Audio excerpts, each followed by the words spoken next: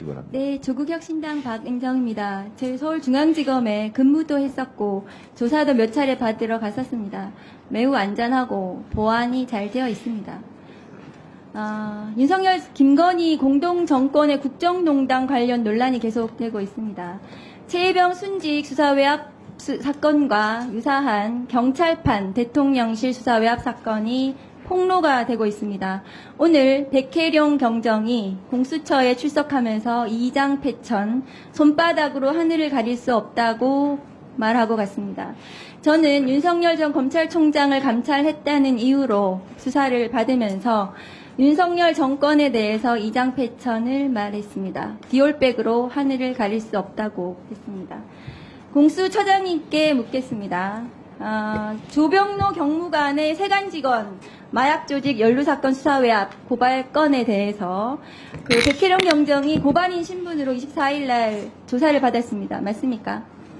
예, 받았습니다. 고발인 조사 이후에 29일 날 백혜령 경정이 경찰청장 인사청문회에 출석해서 발언한 내용에 대해서 국민들이 충격을 받았습니다. 현재 대통령실 자치행정비서관실에서 일하는 김찬수 당시 영등포 경찰서장이 용산에서 사건 내용을 알고 있다.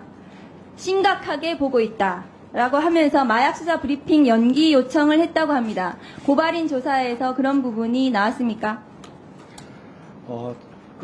경찰관이 청문회에 나와서 그런 발언한 것은 언론을 통해서 알고 있는데, 지금 고발인 조사에서 구체적으로, 어떤 진술이 나왔는지는, 제가 좀 이 자리에서 다 밝히기는 좀 곤란한 그런 상황입니다. 네, 어제 보도에서 관련 내용이 방송되기도 했습니다. 화면을 좀 띄워주시죠. 김찬수 서장의 용산 언급이 있고 마약 수사 브리핑이 2번이나 연기가 됐고 뒤늦게 열린 브리핑에서는 세관이 마약 밀반입 사건에 연루됐다는 내용이 빠졌습니다.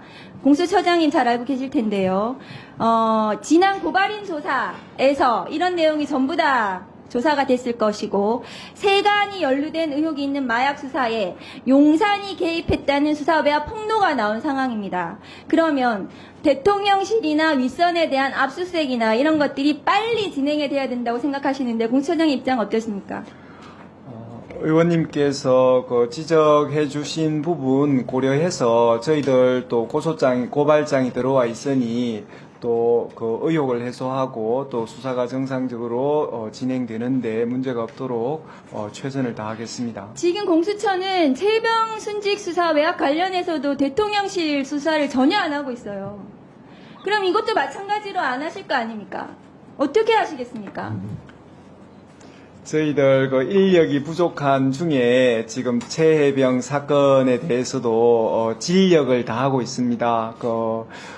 좀 외부에서 보기에는 좀 부족해 보이지만 최선을 다하고 있다는 말씀을 올립니다. 이 사건은 최혜병 순직 수사 외압과 매우 닮아있는 사건입니다. 그래서 국민들이 이 사건에 대해서도 분노를 하고 있습니다. 사건 초기만 하더라도 지금 보신 바와 같이 마약 수사를 성공적으로 하고 있다고 칭찬을 받았던 사건입니다. 그런데 9월 20일 지금 대통령실에 가 있는 김찬수 서장이 용산 한마디로 모든 게 지금 바뀐 상황이거든요.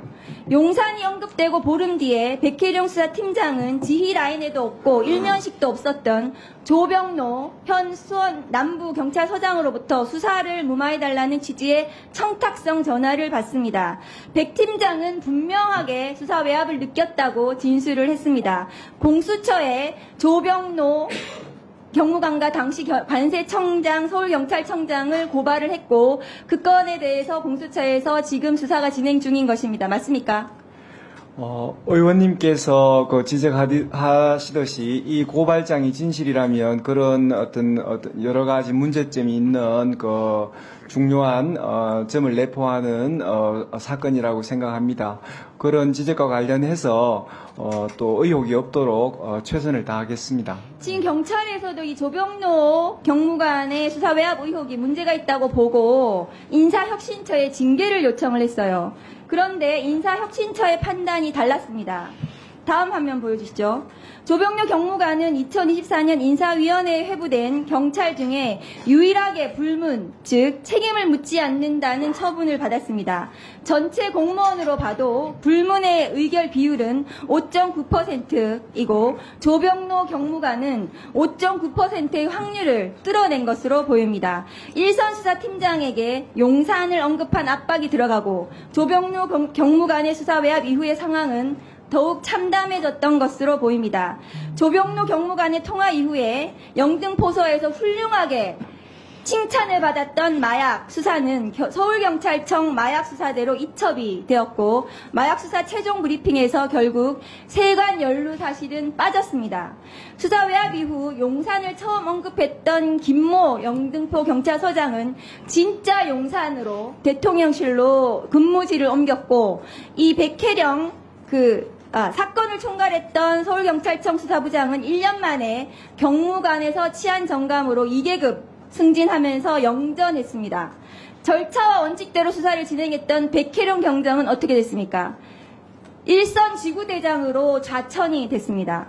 문제는 직접적인 수사 외압을 행사했다는 의혹을 받는 조병로 경무관이 최혜병 순직 사건, 은폐 관련 인성근 사단장 구명로비 의혹의 중심에 있는 일명 멋쟁 해병 단톡방의 인물과도 강하게 연결된다는 점입니다. 화면을 보시면 멋쟁 해병 단톡방에 있던 현직 경찰인 최모 경위는 조병로 경무관의 부속실장으로 일했던 매우 가까운 사이입니다. 도이치모터스 주가 조작 사건의 핵심 인물 이종호가 직접 조병로 경무관의 승진을 언급하기도 했습니다. 공수처장이 이 내용을 잘 알고 계셔야 될 것입니다. 이번 사건은 단순히 경찰 내부의 수사 외압 사건이 아니고 9월 20일 김찬수 서장이 용산을 언급하고 나서 수사가 이첩이 되고 마약 수사의 핵심 수사 대상이었던 세관이 언론 브리핑에서 빠졌습니다. 그러면 이 백혜령 경정의 조병로 경무관 고발 건은 수사 외압, 인사청탁 의혹, 징계 무마 의혹이 함께 같이 있는 국정농단의 일면입니다. 공수처에서 이 부분에 대해서는 신속하게 대통령실에 대한 수사가 이루어져야 된다고 생각합니다. 어떻게 생각하십니까? 네, 의원님의 발언 시간이 끝났습니다.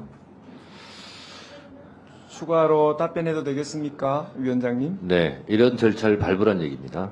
네, 발언하세요. 1분간 발언하세요. 의원님께서 지적해 주신 부분, 또 어떤 그런 부분에 대해서 어떤 수사 대상 여부, 그 다음에 또 지금 공익 제보자가 내세운 카카오톡에 이종호 씨와 관련된 수사를 하는 중에 또 나온 또 다른 사건이니 연결 지점과 관련해서 중요하다고 보여지는 측면이 있습니다.